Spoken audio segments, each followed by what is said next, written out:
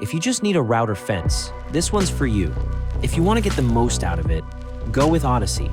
If you want more than a basic router table, Lite is a great option. It's simple, lightweight, and super versatile. And if you ever need more range, you can always upgrade it later with rails and a bottom plate. If you want everything extended and ready to go from day one, check out Pioneer Craft.